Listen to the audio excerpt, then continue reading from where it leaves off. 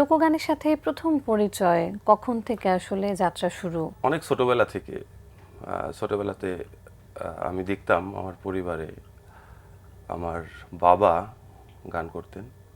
উনি আসলে কীর্তন করতেন।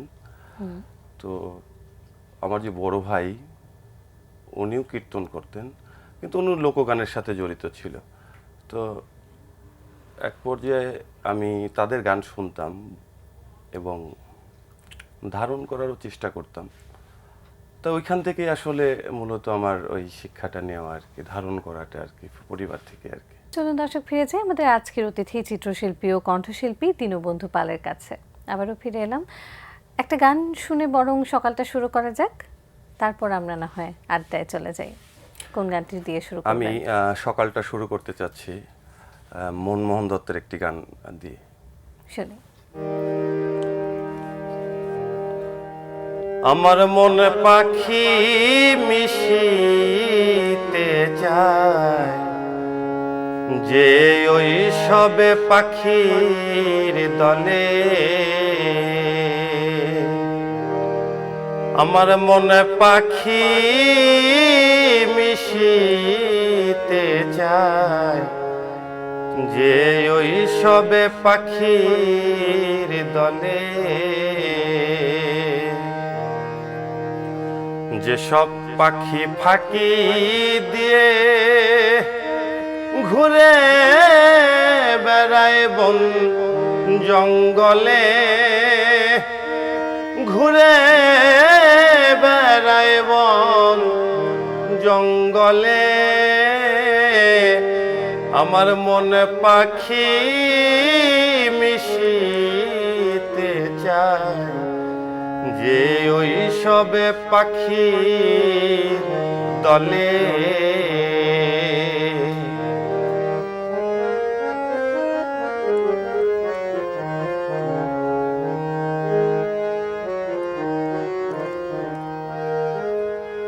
এত করে করি মানা,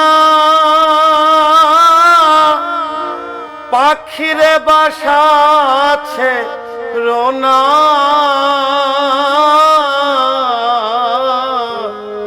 এত করে করি মানা, পাখিরে বাসা আছে রোনা। সে আমার কথা শোনে না, সে আমার কথা শোনে না। তার সাথে না পারি বলে আমার মনে পাখি মিশিতে চায়, যে ওই সবে পাখির দলে। যে সব পাখি ফাঁকি দিয়ে ঘুরে বেড়ায় বন জঙ্গলে। আমার মন পাখি মিশিতে চায়, যে ওই সবে পাখির দলে।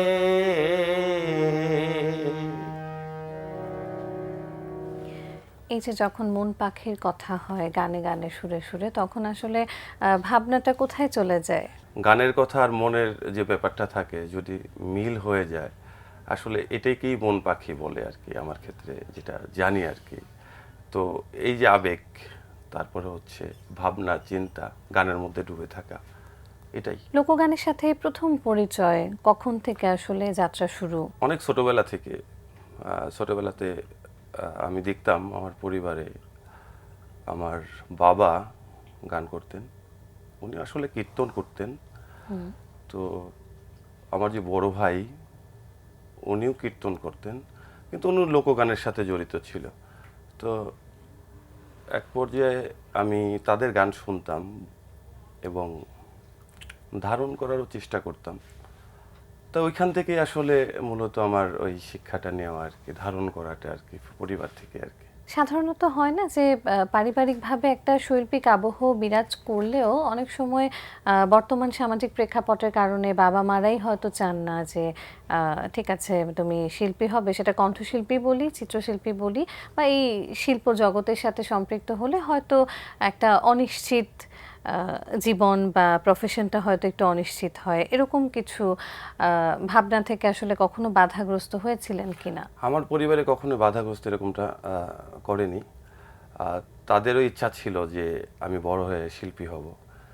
তাদের ইচ্ছা শক্তির জন্যেই আমি আজকে এত দূরে আসতে পেরেছি। তারপর কখন মনে হলো যে আপনি আসলে পেইন্টিং নিয়ে পড়াশোনা করতে চান, চারুকলা কিংবা আর্ট নিয়ে পড়াশোনা করতে চান? আমি মূলত রাজবাড়ী সরকারি কলেজের ছাত্র ছিলাম। তো জেনারেল লাইনে আমি লেখাপড়াটা করতে চেয়েছিলাম।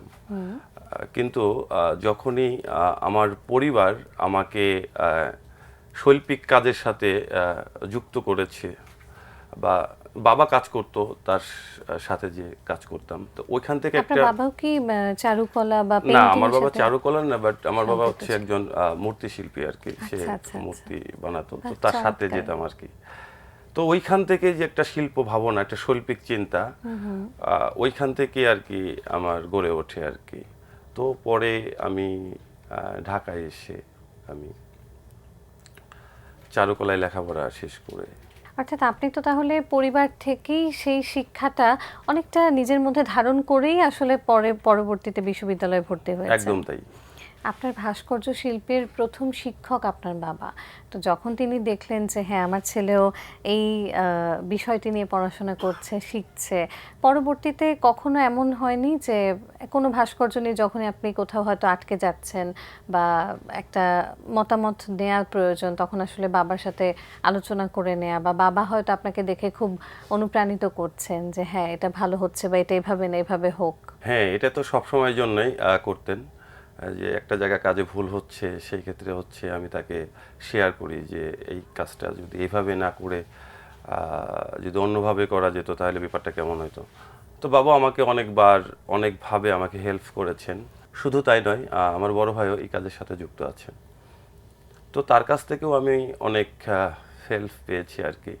যে কোনো জায়গায় আটকে গেলে পরে তাকে ফোন দিলে পরে সেই কাজের সমাধান তিনি বাহ! করেন। আপনার কাছে ভীষণ গুরুত্বপূর্ণ কিংবা পছন্দের কোনো কাজ রয়েছে কি, যেটা আসলে আপনাকে আপনার বাবা, ভাই এবং আপনার ৩ জনের একটা সমন্বয় কিংবা ৩ জনের মধ্যকার সম্পর্কটাকে আপনাকে বারবার মনে করিয়ে দেয়? হ্যাঁ, এইরকম একটা কাজ আসলে আছে, স্কাল্পচার। ছোট্ট, বেশি বড় না। মজার বিষয় হচ্ছে যে এই কাজটি যখন আমি করি, একটা পরিবার নিয়ে এই কাজটা করা আর কি। ছোট্ট একটা সাবজেক্টের মধ্যে একটা পরিবার নিয়ে করা। সেটা হচ্ছে এই পাল পরিবার নিয়ে এই কাজটা করা হয়েছিল আর কি। সেক্ষেত্রে পালেদের যে জীবনযাত্রা, কেমন করে তারা কাজ করে, কেমন করে তারা এই কাজের ফায়ারিং করা হয়, রোদে শুকানো হয়, মাটির জিনিসের কথা বলছি আমি। তো একটা মজার বিষয় হচ্ছে যে আমার বড় ভাই, এই আইডিয়াটা আসলে তারই ছিল যে আমরা একটা এই জিনিসটাকে ছোট্ট একটা ক্যানভাসের মধ্যে আমরা ফুটিয়ে তুলবো আর কি। তো কাজটা শুরু করে সে, তো আমিও তার সাথে হেল্প করি, এবং বাবাও ডিরেকশন দিয়েছিল কাজটাতে। তো এই কাজটা এখনো আমার কাছে সযতনে আছে। তো এই কাজটাকে বারবার ফিল করি, বা সবচাইতে মূল কথা হচ্ছে এই কাজের সাথে আমাদের পরিবারের সাথে একটা মায়া জড়ানো আছে। এই কাজটাকে কখনো প্রদর্শনীর মধ্য দিয়ে বা মানুষের হ্যাঁ, কাছে তুলে ধরতে চান কিনা, সেই উত্তরটি শুনবো একটা গান শোনার পর। আমি এই পর্যায়ে শাহ আব্দুল করিমের একটি গান গাইবার চেষ্টা করছি। নিশ্চয়ই। যা দিয়েছ তুমি আমায়, যা দিয়েছ তুমি আমায়, কি দেব তার প্রতিদান। মন মজালে রে বাউলা গান আমার,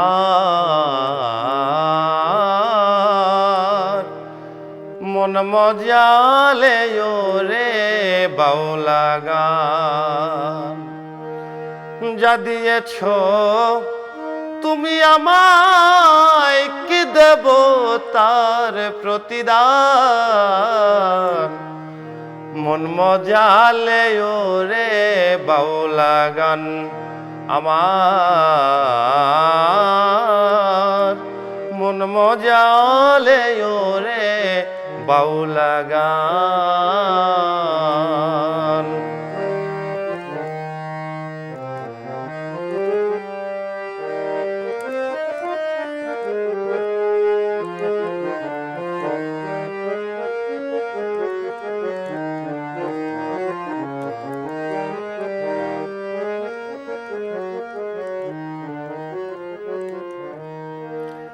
অন্তরে আসিয়া যখন দিলা তুমি সারা, তোমার সঙ্গ দিলাম আমি সঙ্গে নিয়া এক তারা।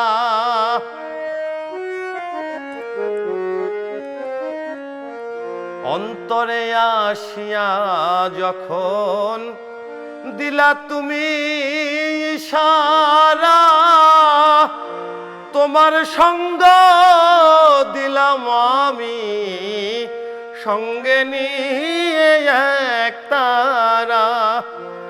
মন মানে না তোমায় ছাড়া, তোমাতে পেছি প্রাণ। মন মজালে ওরে বাউলা গান আমার, মন মজালে ওরে বাউলা গান। যা দিয়েছ তুমি আমায় কি দেব তার প্রতিদান। মন মজালে ওরে বাউলা গান আমার, মন মজালে ওরে বাউলা গান। গানটা এত চমৎকার একটা গান, মানে সুরের মধ্যেই একটা মোহময়তা আছে আমাদের বাংলা গানকে যেহেতু ধারণ করে, বাংলা গানের কথা বলে। আবারও যদি সেই চিত্রকর্মের প্রসঙ্গে আসি, আপনারা তিনজন মিলে যে ভাস্কর্যটি তৈরি করেছিলেন সেটি আসলে মানুষের কাছে পৌঁছে দেওয়ার বা কোনো প্রদর্শনীর মধ্য দিয়ে প্রদর্শন করার কোনো ইচ্ছা আছে কিনা বা করা হয়েছে কিনা? এই কাজটি বাংলাদেশে অনেক জায়গায় এক্সিবিশনে আমি কাজটি দিয়েছিলাম, তো ওইখান থেকে এই কাজটির উপরে অ্যাওয়ার্ড আসে এবং এই কাজটি দেশের বাইরেও দিয়েছিলাম, তো ওখান থেকেও ভালো সুনাম অর্জন করেছে। তো সব মিলেই এই কাজটি যত্ন করে রাখা এবং ভালোবাসা মায়া এই কাজটির মধ্যে আছে, তো এখনো সযত্নে রেখে দিয়েছি। এখন যেহেতু সোশ্যাল মিডিয়ার যুগ বা মিডিয়ার যুগ, তো এই সময়টায় দেখা যায় যে শিল্প মাধ্যমের যে শাখাতেই যে থাকুক না কেন সবার জন্যই কিন্তু সেটি খুব গুরুত্বপূর্ণ একটা মাধ্যম। সেই জায়গা থেকে আপনি কি মনে করেন ভাস্কর্য শিল্পীদের জন্য আসলে সোশ্যাল মিডিয়া কতটুকু গুরুত্ব রাখে বা সেখানে সেটার মধ্য দিয়ে মানুষের কাছে পৌঁছানোর বিষয়টাকে আপনি কিভাবে দেখেন? এই বিষয়টা হচ্ছে যখন আমি একটি কাজ করি, পেইন্টিং করি বা যে কোনো কাজ করি, তো সেই ক্ষেত্রে এটা হচ্ছে প্রদর্শনী হয়। এই আমরা প্রদর্শন করি হয়তো বা বিভিন্ন ধরনের গ্যালারিতে গিয়ে প্রদর্শন করি, হয়তো বা ওইখানে যারা ইনভাইটেড থাকেন আর কি, তো তারা কাজটা দেখে। কিন্তু যখনই ওই কাজগুলি বা ওই প্রদর্শনগুলি বা ওই চিত্রকর্মগুলি যদি সোশ্যাল মিডিয়াতে যায়, তো আমার মনে হয় যে এই বিষয়টা হাজার হাজার মানুষ এই কাজগুলি দেখে, তো ঘরে বসেই দেখতে পারে, তো নিঃসন্দেহে এটা অবশ্যই ভালো। কিন্তু বড় ধরনের চিন্তা একটা মাথায় আছে, তো সেক্ষেত্রে সেটা যদি সফল হইতে পারি, বাট তখনই আর কি আমি ওই দিকে অগ্রসর হব। এভাবেই পথ চলা অনেক দূর এগিয়ে যাবে সেই প্রত্যাশা থাকবে, অনেক অনেক শুভকামনা থাকবে। একদম অনুষ্ঠানের শেষ পর্যায়ে আমাদের দর্শকদের উদ্দেশ্যে যদি কিছু বলতে চান। দর্শকের উদ্দেশ্যে যা বলতে চাই, আপনারা আমাকে আশীর্বাদ করবেন, আমি যেন এই শৈল্পিক কাজের সাথে যুক্ত থাকতে পারি, আরও ভালো ভালো কাজ আপনাদের সামনে উপস্থাপন করতে পারি, আরও ভালো কিছু গান যেন আপনাদের সামনে গাইতে পারি। সব মিলিয়ে ভালো থাকবেন। দর্শক, এতক্ষণ কথা ছিল অতিথির সঙ্গে, এবার সময় হলো বিদায় নেবার। আমাদের অনুষ্ঠান সম্পর্কে আপনার যে কোনো মতামত কিংবা পরামর্শ জানাতে লিখুন এই ঠিকানায়। প্রযোজক দিন প্রতিদিন, Banglavision, Noor tower 110 Bir Uttam CR Dutta road, Dhaka 1205, phone 96320300-4। আমাদের ইমেল অ্যাড্রেস dinprotidin@banglavision.tv। দার্শনিক বুলার লিটনের একটি উক্তি বলে বিদায় নিচ্ছি আজ। তিনি বলেছেন, একটি মহৎ অন্তর পৃথিবীর সমস্ত মাথার চেয়ে ভালো। দর্শক, আপনারা ভালো থাকুন, সুস্থ ও সুন্দর থাকুন, আর সারাদিন সবার জন্য শুভ ও কল্যাণময় হোক।